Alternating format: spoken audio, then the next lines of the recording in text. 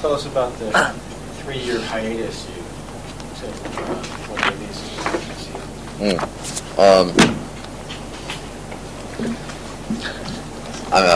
I made quite a bit of money with Brick by Brick, and the ensuing tours, and I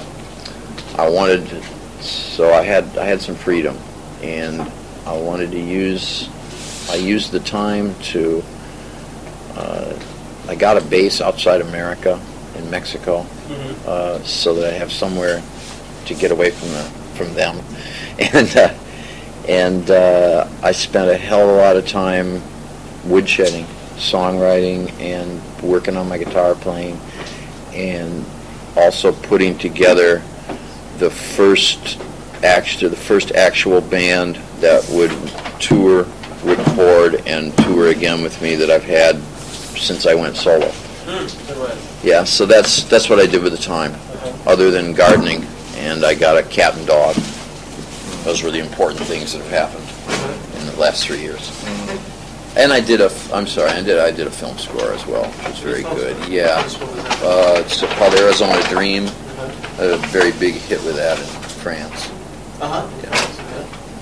Well, who was in that movie? That was, excuse me? Who was in that movie?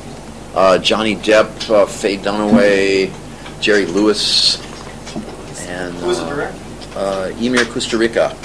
Have you seen When Father Was Away on Business or Time of the Gypsy? Very great director. Yeah. So that's what I've been up to. Okay. You didn't have any misgivings about you didn't take time off, but having a full 3 years between releases. それかもしくは3年ぐらい休んでもう一回キャリアを振り返ってね、新しいスタートを切ろうとか、もう一回自分のキャリアを考え直そうとか、そういうふうに思ってたのか。Or was it a matter of like taking things back to the beginnings, like making a fresh start? I was scared to death, but I really, one of my particular pet hates in rock and roll and pop music is when an artist or act, which is what they really are, when an act has a hit and then they quickly put out something really fast after to capitalize on the trend while they're hot. And what's worse is then they usually just rewrite the same song that they had the hit with. So like you have the B-52s had Love Shack, and then really fast they go out with Good Stuff, Love Shack, Good Stuff, or Peter Gabriel had, what was the song that was Steam before Steam? Right. That's so embarrassing. They should be killed for that, I feel. Yeah, Sledgehammers, they had Steam. I mean, that's not very cool. I'm sorry. So I say thumbs down. Caesar says thumbs down.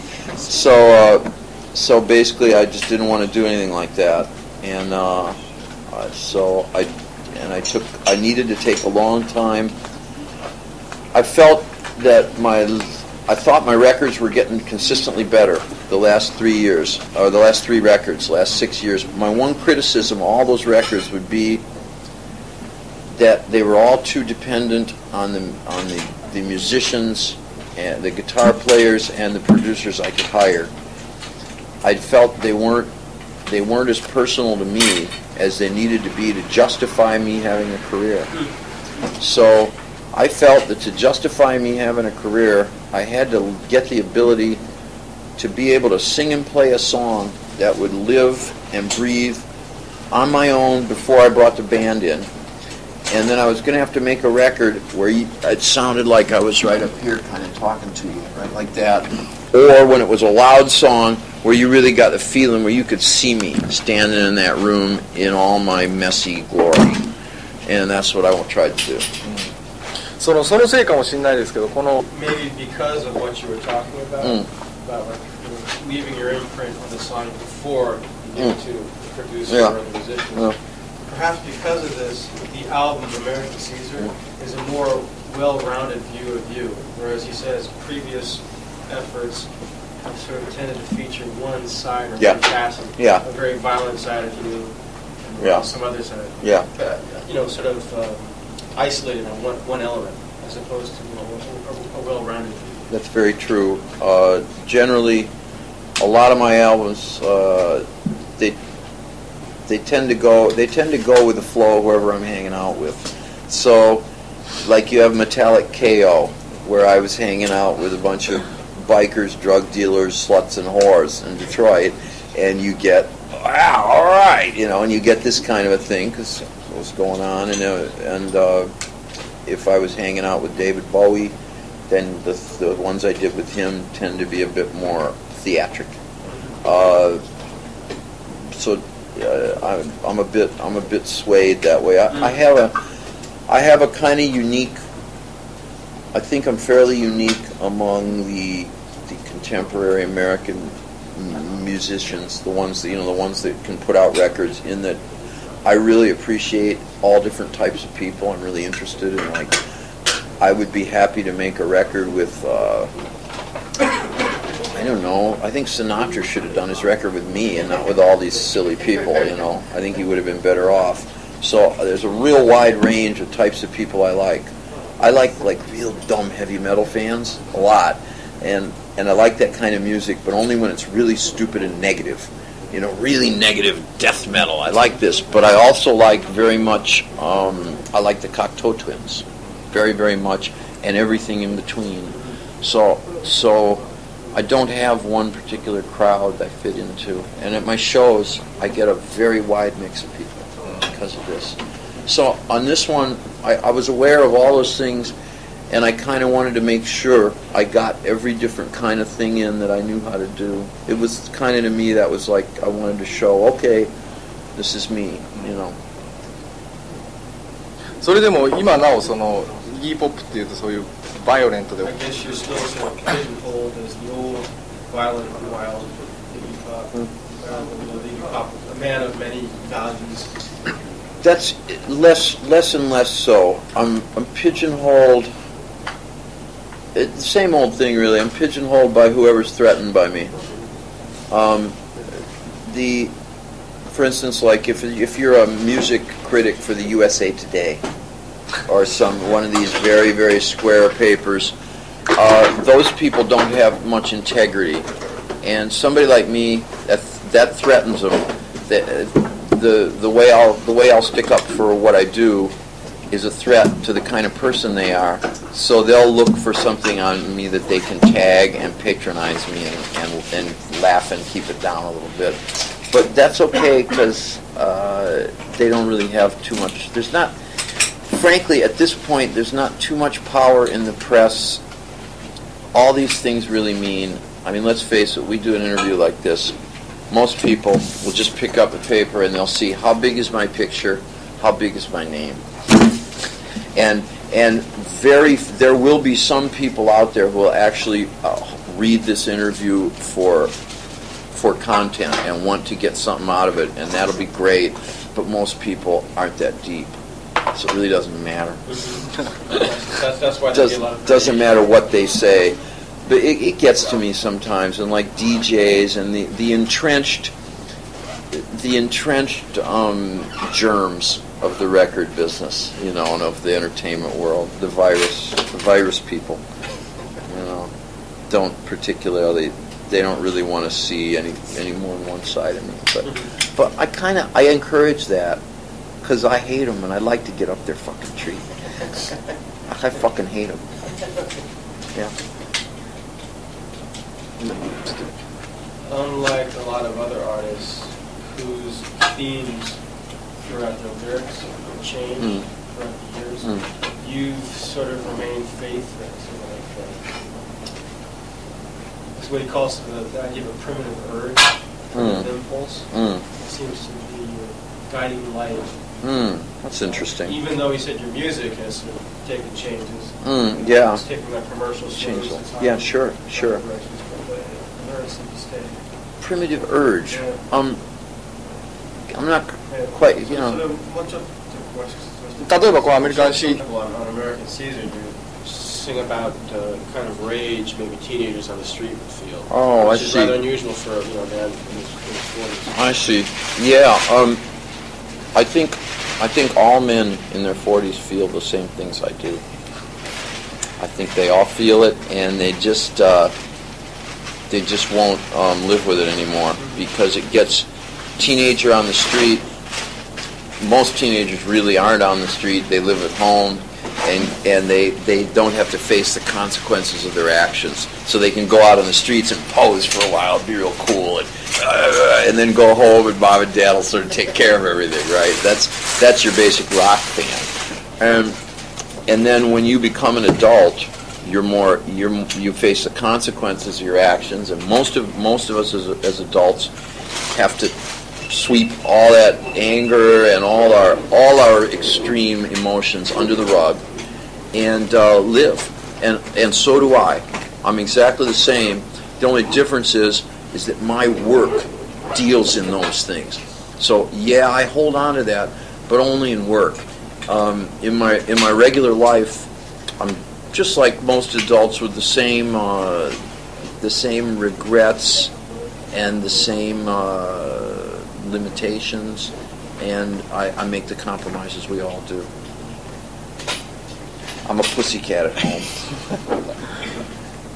One thing I really hate with I think there are a lot of very bad adult lyricists in rock today. I think they should all get out.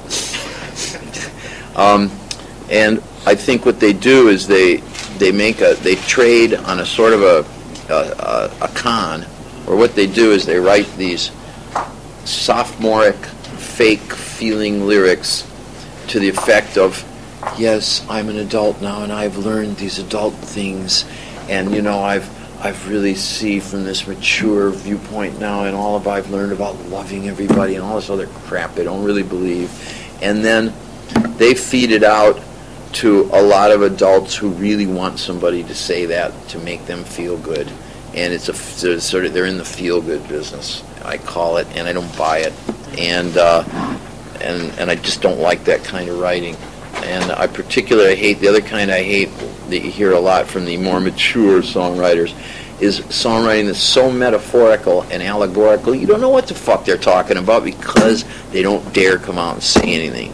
So everybody goes, that's deep, the one about he woke up and he was in a pink day, and he walked out on a cloud of yesterday's remembrances to a new, and oh my God, fuck off and say something true or just shut up. That's what I think. I've done this for like 25 years, telling the story rather, in a no holds barred manner. Sure.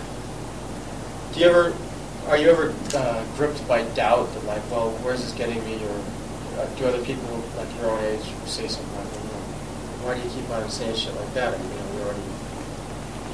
you've come this far. Where is this getting you? Oh, I see. Well, gee, I'm real successful. Are you? Yeah, more so every year. Every year I sell more records, and my concerts draw more every year, and every year I get more offers of work, more films use my stuff, I get more covers. I just keep doing better. So if you were doing better and better, would you change? Something's working. Yeah, I'm doing something right, so I don't see any reason to change, no. Yeah. But grunge. When punk first came to the fore, did people start talking about Iggy Pop again? Oh, you mean? Late 70s. Okay, but that's the first part of the question. Okay. And then now that grunge is sort of in vogue, again they're talking about the Godfather and punk and where this all come from. And starting to look to you again. What do you have to say about this latest generation? I think there are a lot of the bands coming out of America right now, where most bands come from, because America has more disposable income and extra cars and groupies with money and things you need to start a band. It's an American hobby, basically. A lot of them have a great deal of professionalism that a lot of some of their models, maybe me among them, didn't have, probably because they've had a chance to view what went before. So that's pretty interesting. There's a lot of these bands can do a longer show more perfectly. Their recordings will be better better sounding. The singer will have more range. He won't cough between lines, that sort of thing, you know. So there's a lot of professionalism there. Some of it's not. It doesn't have the clandestine charm that it did in the 60s, say, or even the 70s, where you had just these. Who are these weird people? You know, I mean, it was truly outrageous, weird snails from under rocks. You know, right. Was what it was, yeah. And it was really quirky people. And now it's getting very. It's very mainstream. It's like cover of magazines. Yeah. It's a $1 million record deal. Sure is. You know, it's getting really like, you know, and so that's okay, but it's not quite the same. But you know, once in a while you still do get some that are like that. So you know, I think it's okay, and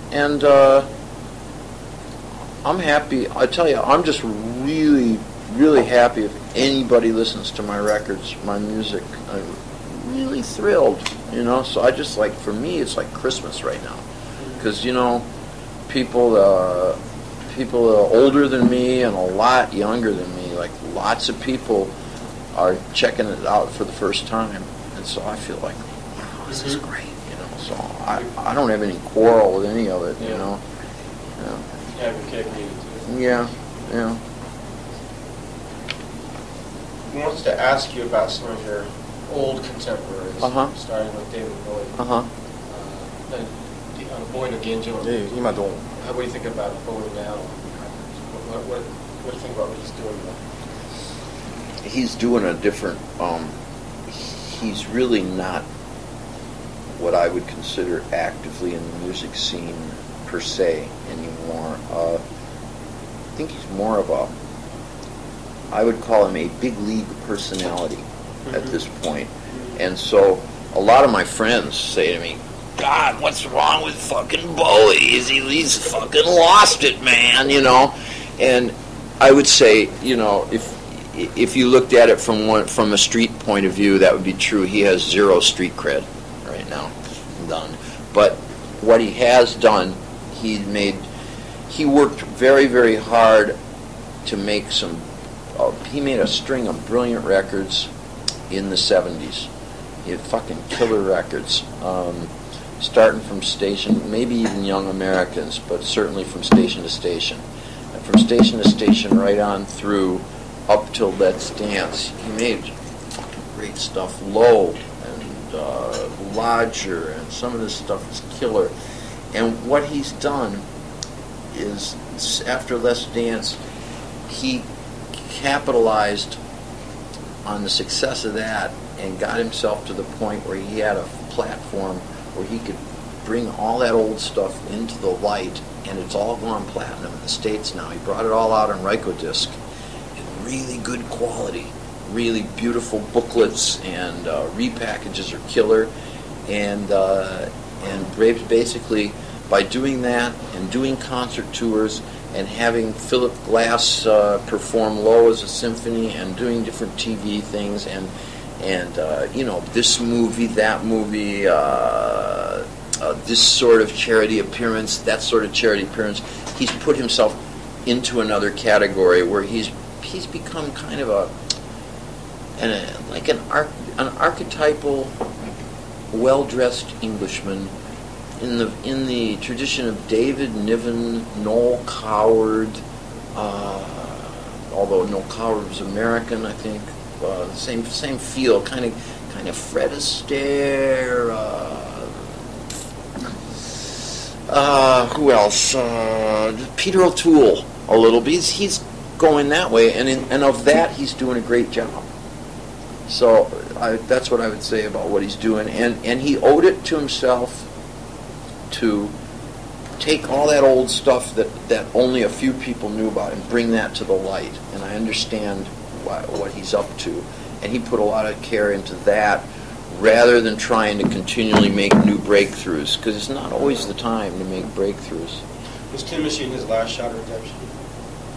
No, I don't think Tin Machine was I think Tin Machine was just something for him to do to say, like, you know, it was just he likes to do diversionary side projects, of which I have been one.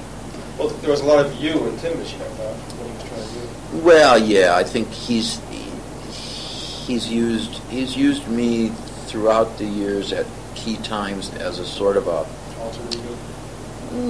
No, as a representative of one sort of a scene, or as an archetypal American beatnik rocker type of guy that he wants to keep in contact with that particular lifestyle.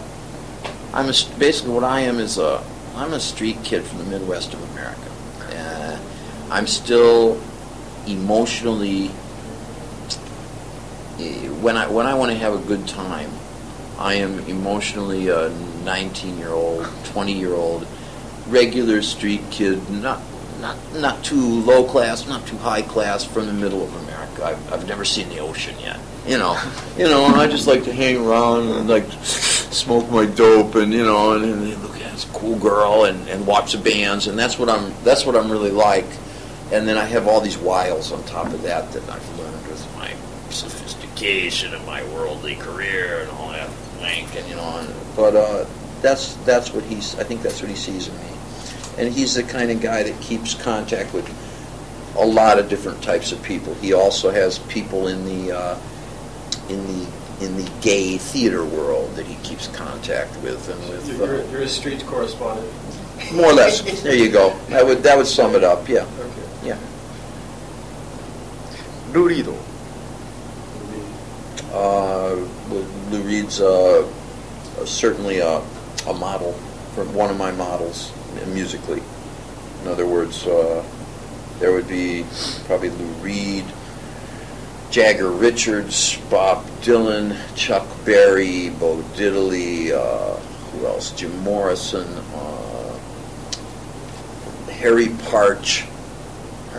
Harry Partch, yeah. You know Harry Partch is an American avant-garde, serious composer who composed on instruments he created himself with his own musical tonality system. He's still alive? He's dead. He's passed away, but his work, it lives on. Yeah, there's a Harry Partch Festival in New York every year, and he was very big for the Stooges, because I would listen to him, and the music, we would put on that music to scare people who came to our house. It was scary sounding, and we liked the idea of stuff that would scare people, and I liked the idea that he made his own instruments. And when I started my first band, I invented all our instruments so that we didn't look or sound like anybody. When you saw us, you just went, "What's that?" And that would get you to listen. Also, we were too poor to give our own store-bought instruments. So yeah, and Lou Reed was a model in the way of constructing the songs, and also in the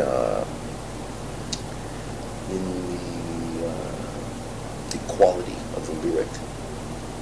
Quality, I think you could have an interesting, if you could get Sinatra to sing Lou Reed, this would be very interesting album. Because Frank Sinatra can sing a lyric really well. Like, he doesn't try to sing, make notes. He tells you the story. And Lou Reed writes great stories, so this would be very interesting. But I don't think Sinatra would ever do it. Do you think Lou Reed has kept his stuff? Like you said, Bowie's removed himself from the scene. Well, Bowie's doing a different thing, that's right. all. I think Lou Reed is, I enjoyed his last album as a piece of music. I listened to that more than I listened to David's last album. But, yeah. じゃあこれ最後の質問ですけど、The type of music you do requires sort of physical force, a little bang, if you will. Do you think that can you see yourself keeping that up for years to come? Like the way the Stones have, they sort of stuck with it and they're still grinding it out, or do you think the force of age will sort of cause you to modify the... Force of age definitely moderates something, The tour so far has been, I've done about 100 gigs already this year. Or last year, actually, that's right, the year's over, but I'm still on tour. did about 100 so far on this tour. It's a hell of a lot of gigs. It's a hell of a lot of gigs. It got real dangerous to the point where they forced me to, I had to get these shows in Japan, I had to I've signed a promissory waiver that I won't touch the audience, I won't stage dive, I won't incite a riot. So the more shows you did, the more violent you were becoming? Yeah, the more violent I got, yeah. Is that right? Yeah, I get carried away. How crazy did it get? It got very crazy. But I get carried away. But there were no fights or anything. Right. No. But a lot of people would say, you could get killed in there and all this, because I like to get in the mosh sometimes. Right. And, hey, But so I'm going to try to really be mellow this year. But in answer to the question is like, I don't know. We'll see what happens. But obviously, I'm bright. So what I've been doing in the meantime is I've taken film work whenever I can get it, and I'd like to develop that more. And I've been taking magazine assignments. Right. Well, I did a short story for interview, an essay for Details. I've recently done the advice column for Sassy, the romantic advice column, and I'm working right now. Der Spiegel has hired me to do an essay on hate in rock, which I just wrote the rough draft of. So I'm doing that with an eye to writing prose in the future, and obviously you must have noticed there are quite a few ballads on this album, so I can always go over that way too. I can switch hit. And I'm concerned with that side of things, obviously. So the key is to keep yourself off the road for at least for excessive periods of time. No, I just go on I've always kept myself. I'm never constantly available ever since I started. I used to turn down gigs when I had no money in the Stooges. I'd turn down gigs just to keep. You should never be too available. It's no good. It's interesting. Very bad. Very bad. Bad business move. Yeah, bad business move. Right. We'll bear that in mind. Yeah. Keep him hungry. Mm-hmm. Keep him waiting. どうもありがとうございます。Okay.